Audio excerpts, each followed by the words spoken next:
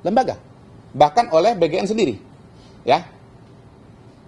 Nah, yang kedua, angkanya secara statistik itu sebetulnya sinkron, sama-sama di sekitar angka 5.000 ya. Lalu bagaimana langkah yang dilakukan pemerintah Kabupaten Bandung Barat pasca keracunan 369 siswa di Cipongkor? Kita akan dengar penjelasannya langsung dari Bupati Bandung Barat, Richie Ismail, atau yang akrab biasa disapa Kang JJ. Selamat sore, Kang JJ.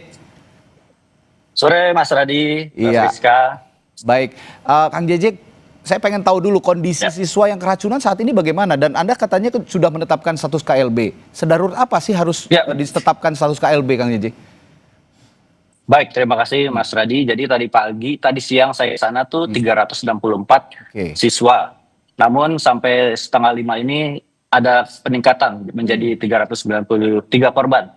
Jadi kami dari Pemda menetapkan ini sebagai kejadian luar biasa seperti itu. 393 ya, saya konfirmasi ulang ya? 393, betul. 393. Artinya, tapi masih, ya silakan. tapi tetap ada masih banyak juga yang sudah dibolehkan untuk pulang ke rumahnya.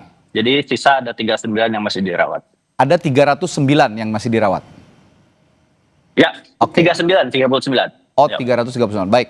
Nah, artinya ada mungkin publik juga ingin tahu dasar Anda menetapkan KLB atau ada syarat-syarat untuk menetapkan KLB berdasarkan apa yang Anda ketahui. Bagaimana sih, Kang JJ? Ya, karena ini korban sudah begitu banyak dan juga rata-rata memiliki gejala yang sama dalam kurun waktu 24 jam. Untuk kita berlakukan KLB supaya penanganannya lebih cepat dan juga lebih menyeluruh seperti itu. Baik, artinya dengan adanya penetapan KLB ini bukan berarti aktivitas penyaluran MBG dihentikan selamanya kan? Ini hanya sementara begitu ya? Ya, jadi yang kami tutup hanya satu MBG saja. Satu SPPG ya? Satu dapur maksud saya di Cipongkor. Satu SPPG di Cipongkor. Nah, untuk lainnya kita melakukan evaluasi juga tentunya. Nah, berdasarkan laporan sementara yang Anda terima, sebenarnya apa sih penyebab keracunan ini? Saya dengar katanya makanan yang sudah diolah sejak pagi artinya pada saat dikonsumsi sudah basi atau ada penyebab lain? Ya, jadi penyebab utama ini belum 100% terkonfirmasi, Mas. Jadi kita masih menunggu hasil lab. Jadi menurut laporan dari siswa dan para guru ini makanannya bau dan berlendir. Mungkin jadi pengolahannya ini kurang higienis seperti itu. Dan itu yang Anda temukan langsung ketika Anda meninjau tadi pagi? Ya, kalau pas meninjau memang sudah tidak ada. Jadi kita hanya mengambil sampel dari muntahan tadi malam. Mungkin hasilnya baru 2 hari lagi. Tadi pagi sudah dilakukan sampel dari makanannya sendiri. Saya konfirmasi ulang juga, Kang JJ. Satu SPBG ini artinya ada 85 dapur MBG ya yang dinyatakan tidak layak dan Anda tutup sementara sekarang? Enggak, yang saya tutup hanya satu. Oh, hanya satu ya? Jadi dari 85 dapur, hanya satu. Jadi dari 80 dapur yang beroperasi di KBB ini diindikasi ada beberapa yang tidak memenuhi standar. Jadi harus kita cek juga izin dan juga sertifikasi layak sehat dari Dinas Kesehatan. Nah, terhadap anak-anak yang masih dirawat, bagaimana penanganan sejauh ini, Kang JJ? Alhamdulillah penanganannya kita tadi sudah disebar ke beberapa tempat. Jadi ada yang di posko Kecamatan Cipongkor, kemudian ada di posko Puskesmas, dan ada juga di RSUD Cililin. Saya cek langsung tadi alhamdulillah sudah ada penurunan, kondisinya juga membaik. Jadi beberapa sudah bisa pulang. Hanya satu tadi saya menemukan yang agak berat, mungkin kehilangan kesadaran sampai seperti itu. Sampai kehilangan kesadaran bahkan? Sampai kehilangan, jadi hanya kita panggil pun tidak ada reaksi. Baik. Nah, ini tadi Anda sempat singgung juga, ini kan satu yang ditutup sementara dapurnya begitu. Dan ada kurang lebih ada 85 ya total ya? Koreksi kalau saya salah. Ya, betul. Ada 85 dapur. Nah, dari sisa, artinya masih ada 84 dapur yang sekarang ini masih beroperasi begitu ya. Nah, ini sudah juga dicek secara berkala bagaimana kualitas yang mereka munculkan, kualitas makanan yang mereka produksi? Nah, ini kita melakukan investigasi secara menyeluruh, Mas. Jadi kita semuanya akan kita cek, mulai dari izinnya, sertifikasinya, sampai juga prosedur kebersihannya seperti itu. Tadi juga saya menyimak ada pantauan langsung dari Badan Gizi Nasional ke Kabupaten Bandung Barat. Sudah ada komunikasi dengan BGN dan apa hasilnya? Ya, kami sudah berkomunikasi dengan BGN terkait penghentian operasional salah satu SPPG di Bandung Barat, serta koordinasi untuk pengawasan dan audit terhadap SPPG lainnya. Saya juga meminta BGN terus membantu standarisasi dan juga pengawasan supaya program ini aman secara gizi dan juga kebersihan.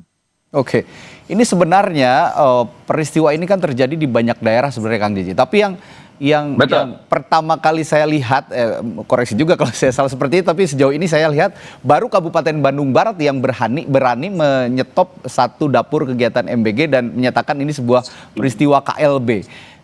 Artinya Anda juga punya kekhawatiran bahwa ini kalau misalnya tidak di stop sementara ini akan meluas ke daerah-daerah lain ataupun di sekolah-sekolah lain atau bagaimana?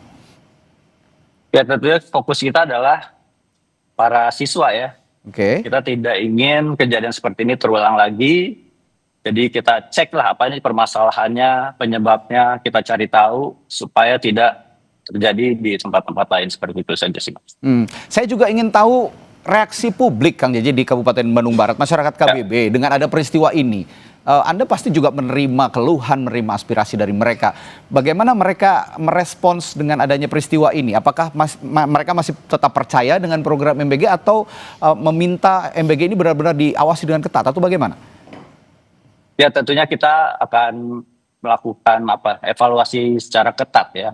Jadi kita akan seperti saya sampaikan tadi dengan BGN kita fokus satu-satu kita cek dari mulai pengolahannya, distribusinya sampai memastikan benar-benar layak dan juga pengawasan rutin. Itu akan kita lakukan. Jadi supaya masyarakat bisa percaya karena program ini juga menurut saya sangat baik ya. Program dari Bapak. Artinya program ini baik ya sebenarnya, hanya yaitu sangat tadi. baik, hanya saja melakukan evaluasi seperti itu. Perlukan pengawasan dan evaluasi. Betul. Lalu kedepannya Pemkab KBB sendiri atau Pemkab Bandung Barat sendiri nanti memastikan menu yang diterima ini siswa ini semuanya layak konsumsi. Bagaimana kontrol yang dilakukan pemerintah pemerintah Bandung Barat nanti? Oke, jadi pertama mungkin pemeriksaan izin dan sertifikasi layak sehat di semua dapur. Kemudian kita akan ada pengujian sampel makanan dan prosedur pengolahan, penyimpanan dan juga distribusi. Kemudian ada standarisasi prosedur kebersihan dan higienitas di tempat-tempat pengolahan makanan. Serta yang paling penting adalah pengawasan rutin, inspeksi, dan juga audit dari instansi teknis. Oke, tapi sejauh ini responsnya masih positif ya dari masyarakat KBB ya, Kang Jeje, untuk MBG ini? Ya, alhamdulillah seperti itu. Oke, alhamdulillah. Baik, terima kasih waktunya Bupati Bandung Barat, Richie Ismail atau Kang Jeje telah berbagi informasinya di Sapa Indonesia Malam. Hatur nuhun, hatur nuhun. Hatur nuhun, terima kasih. Berikutnya saudara kami kembali dengan sorotan lainnya. Menteri Pemuda dan Olahraga Erick Thohir menyebut telah menerima